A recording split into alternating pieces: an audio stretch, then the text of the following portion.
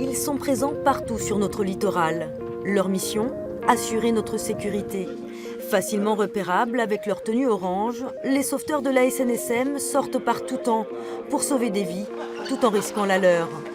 Tous bénévoles, ils ne sont jamais rémunérés et pourtant, ils ont besoin d'argent.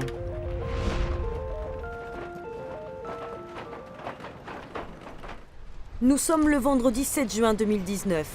3 sauveteurs de la SNSM des Sables-d'Olonne perdent la vie en venant en aide à un pêcheur en pleine tempête. Un accident tragique qui marque les esprits. Les Français découvrent alors pour certains que ces femmes et ces hommes sont tous des bénévoles.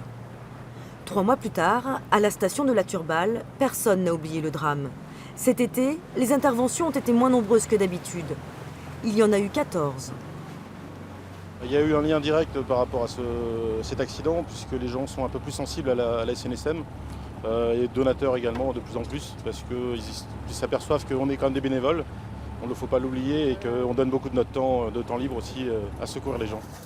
En Bretagne, ils sont un peu plus de 1000 bénévoles pour 51 centres, 233 en Pays de la Loire, répartis dans 10 stations. Celle de la Turballe est l'une des plus petites. Ils sont 26, dont une seule femme. Leur particularité, la moyenne d'âge, très jeune, 30 ans.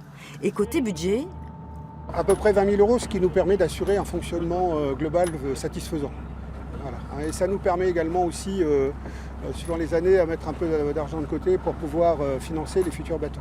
La station de Pornichet est l'une des plus grandes de Loire-Atlantique, avec 58 bénévoles et 90 000 € de budget, pas toujours facile à boucler.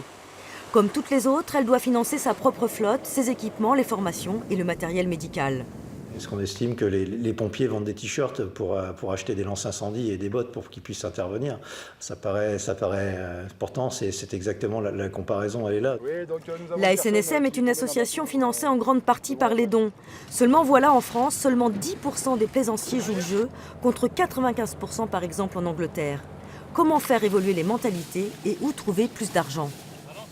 On n'est pas les mieux placés, on peut avoir des idées, mais après, si tout le monde met les idées sur la table, à la fin, ça va devenir une vraie cacophonie et puis on ne saura pas quoi faire. C'est pas à nous, SNSM et sauveteurs, d'imposer quelques taxes que ce soit.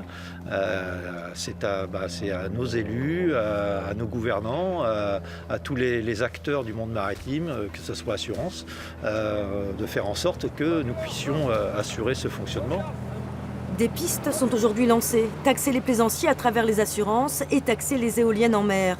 Quant au statut de bénévole, les sauveteurs ne veulent surtout pas en changer.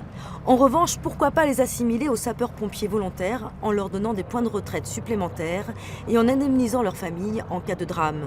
En attendant de réelles décisions, heureusement, il y a toujours des vocations. J'ai 24 ans et ça fait maintenant presque 3 à 4 mois au mois de septembre que je serai bénévole au sein de la SNSM. C'est tel que je l'imaginais, maintenant on considère vraiment que c'est qu'une grande famille, tout le monde se connaît. On partage vraiment tout ce qui se passe au sein de la SNSM et en dehors de la SNSM, on apprend à se connaître. À la suite du drame des Sables-d'Olonne, une mission sénatoriale sur le sauvetage en mer a été créée. Elle fait le tour du littoral. Mais l'État devra rapidement prendre des décisions car il y a urgence à sauver ces anges gardiens de la mer.